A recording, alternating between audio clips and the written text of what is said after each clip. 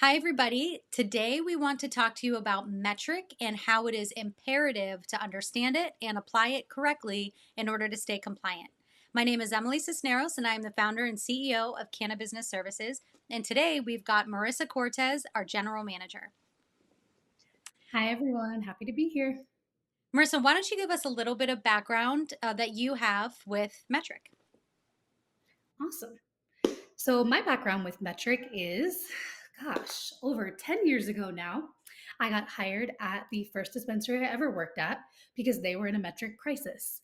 Marijuana Enforcement Division, that's the regulatory body that governs the cannabis industry in Colorado, where I live and where I started my cannabis journey. They came into this particular dispensary and said, "Hey, your metric looks terrible. None of your inventory in metric matches what you have physically. This needs to be fixed or you'll get shut down," which we'll get into more of that later on. So they hired me for data entry to help them fix it. And honestly, the rest is history. I Metric can be somewhat of a cuss word, for lack of a better term, for some of us in this industry. I love it. I think it's fantastic, and when starting my journey 10 years ago, I actually joined forces with Metric themselves. Um, for Enwell as well. It's the company that owns Metric. They started a stakeholders group out here in Colorado, the first of its kind, where they chose, we had to apply, and they selected 25 individuals that were stakeholders in the industry from everywhere from labs to manufacturing facilities, dispensaries, and software companies to meet once every month with the Marijuana Enforcement Division in Colorado and Metric themselves. And that includes the CEO of Metric at that time. So we would meet once a month and essentially talk about what are the pitfalls of metric and what can we do to make it better for industry stakeholders and people that use it every single day. And then so that it also helps the regulatory agencies, because when it comes down to it, that's what metric is. So from there, I have worked in, probably almost 10 states at this point, helping with metric training, metric reconciliations, metric reporting, you name it, pretty much everything that involves metric. That's awesome. And it's really cool that you were one of a handful, essentially, of people that were chosen to work with Metric and the compliance enforcement. I mean, that's unbelievable. Very few people have that experience, but it also gives you you have a working knowledge, but an inside understanding of what this all does and how it all works and what it means for business owners. That's so unique. And like you said, only 25 people in the country, in the world have it, and you are one of them, which is amazing. So, with that said, why don't we jump right into just kind of give us a background. What is metric and why is it so critical in understanding metric to operate your business? Metric is, metric stands for Marijuana Enforcement Tracking Reporting Compliance. And that's exactly what Metric is. Metric is a reporting compliance tool specifically for reporting inventory, starting with seed all the way through sale, that is fully accessible and transparent with your regulatory agency. So, this is very different from your point of sale system or your inventory tracking, your standard inventory tracking system. Metric cannot be utilized in any state unless it's actually contracted by the state. So in any state where there is metric, it is mandatory. It is not something that you can bypass. It's something you have to utilize and maintain in order to remain compliant and keep your business open. That's a really good distinction. And I think it's an area where a lot of people get confused. What the difference is between a reporting software and your point of sale and seed to sale software. So let's touch base on just kind of what those differences are. Why is metric something people need to know even though they already have, say, a point of sale system or a POS system? So let's start there. Let's start with the point of sale system, because I think that is the biggest distinction when it comes to metric, is the fact that metric offers zero point of sale functionality. Every single sale that you make will be stored in metric. However, you cannot complete the sale in metric. So, point of sale system, or if you're a manufacturing facility or cultivation, if it's just, we call it an inventory tracking system, these will actually integrate with metric. And at this point, just about every single one on the market in the cannabis space does have the functionality to integrate with metric. So it'll basically It's a bidirectional API. We won't get too deep into the tech side of it, but they talk to each other. They can talk back and forth in almost every single aspect of metric itself. Also, on the back end, so any regulatory body is able to access metric, any licensee's metric on the back end to see exactly what's going on. They can't do that in your POS system or your inventory tracking system unless you actually manually give them access to that or print out reports or whatever it might be. Metric is different. They can see things in metric that we can't even see in metric. So I think that's the biggest distinction there is they are two, they're completely separate.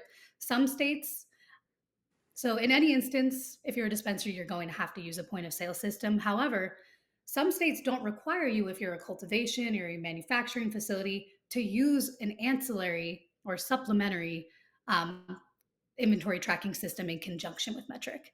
Now, probably another podcast, there are plenty of reasons why you should partner with an inventory tracking system that integrates with metric if you're manufacturing or a lab or cultivation, but you don't have to. Like, for example, in Colorado, not a requirement, not a regulation. So let me summarize what you just said for the people like me who we're opening a business and we say, okay, what do I need?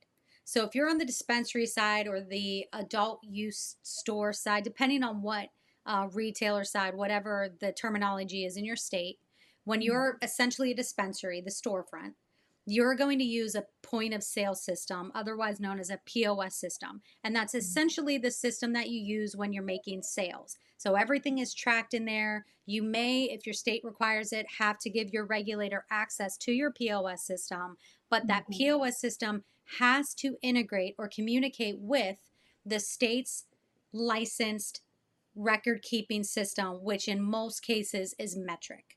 There are other reporting systems out there. METRC is by far and away the most used by states. They're licensed with the state, and that's where everything is reported to. So, what you're saying is if I've got my point of sale, my customer register, it's got a point of sale or POS system in it that is integrated with, you have to make sure it is one that integrates with METRC in your state, and then it communicates back and forth.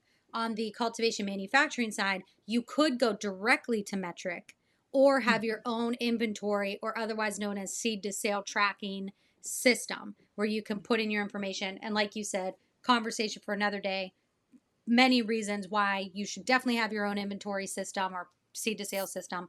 But you could directly communicate with METRC on that side, on the back end side, the cultivation, extraction, manufacturing side. Is that an accurate summary? Spot on. Spot Okay, on. so now what would you say are the biggest pitfalls by people who are using METRC, especially because it is something that people are just brand new to? They get a license and suddenly the investigator, their field monitor says, okay, we're going to be monitoring you on METRC. Make sure everything is dialed in. You don't miss a sale. You don't mistabulate. Wait, you don't do anything wrong. And here you go. Fly. Yep. Essentially, the biggest pitfalls that we see with those using metric is inaccurate data entry. Case in point, Mhm. if you are not accurately reporting your data to metric, that's going to be the biggest red flag that they're going to see. If you are, let's say, for example, let's use a dispensary.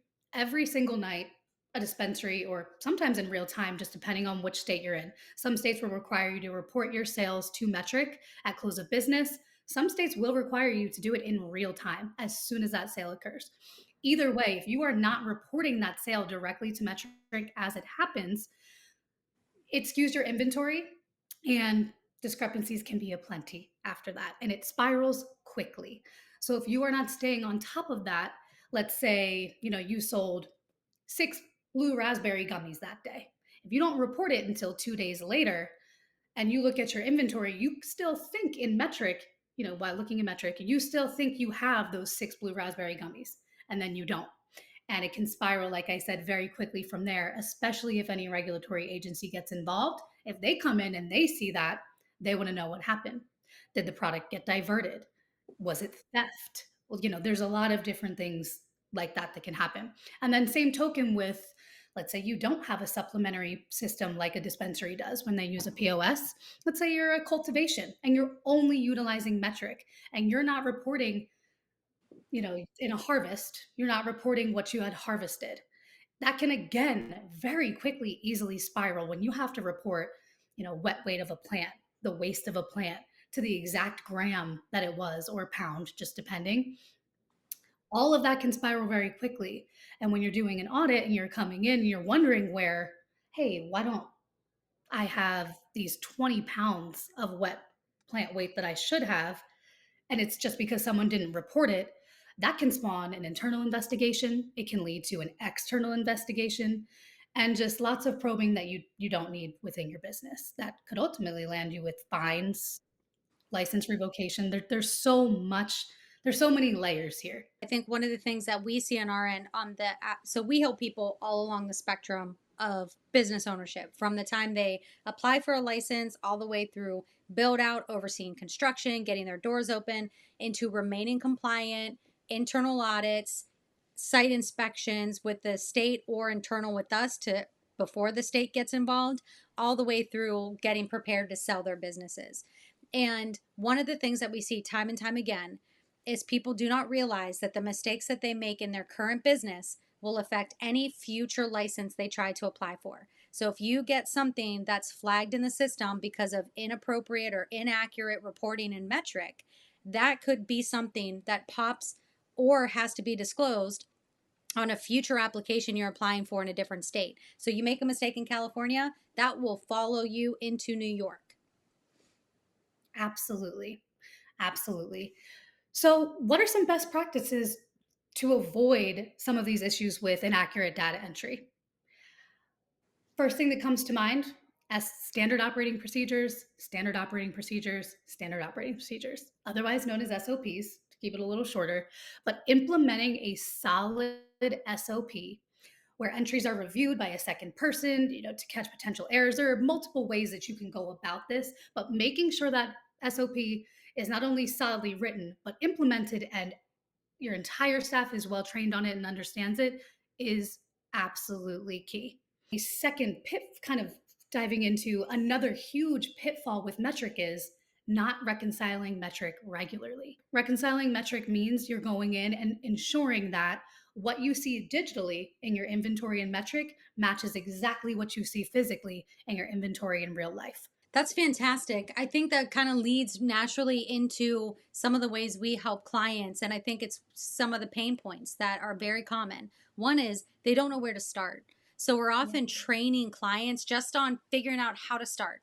We come in, we help them figure it out, we help them kind of go through the basics of what they should have as their standard operating procedures from day opening to day close when it comes to reporting.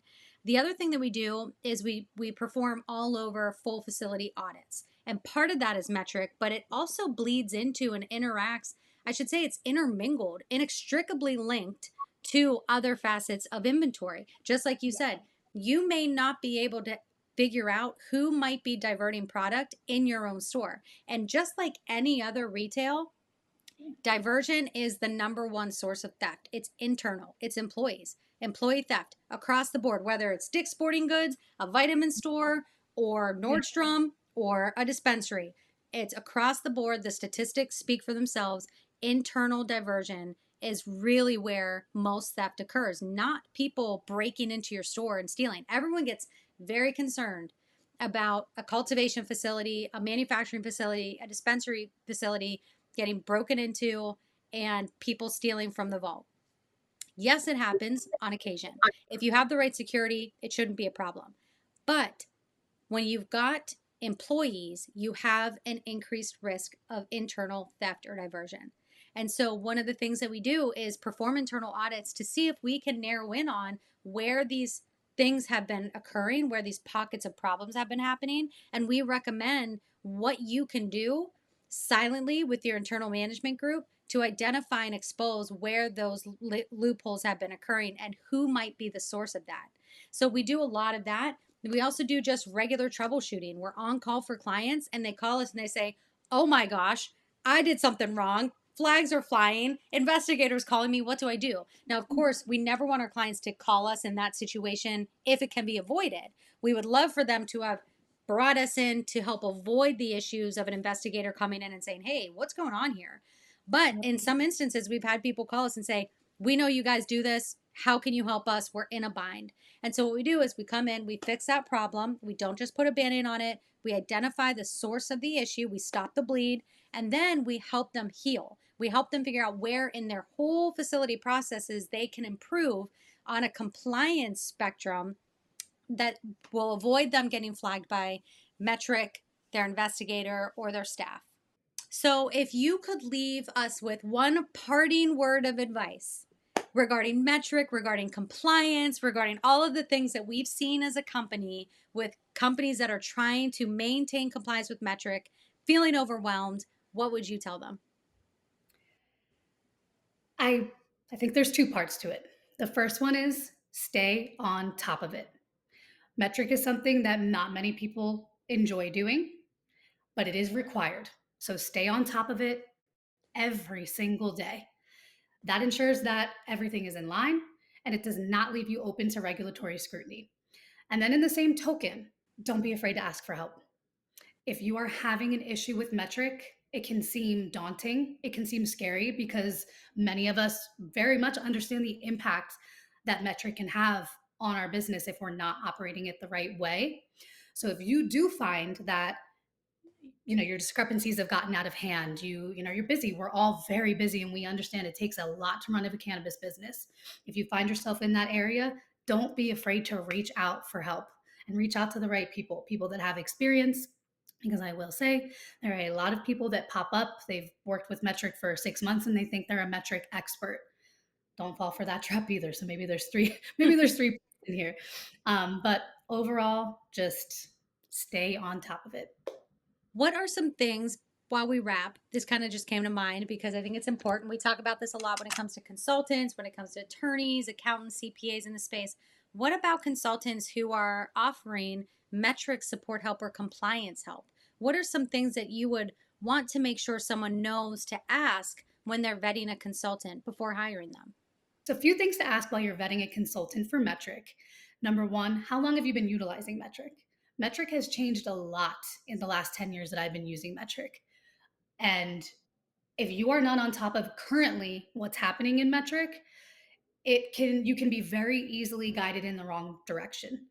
So make sure you're going with a consultant that has recent experience in metric and a decent amount of years in metric. It is very helpful when you've seen kind of how it's ebbed and flowed, and it's very helpful when you've seen how it's evolved over the years.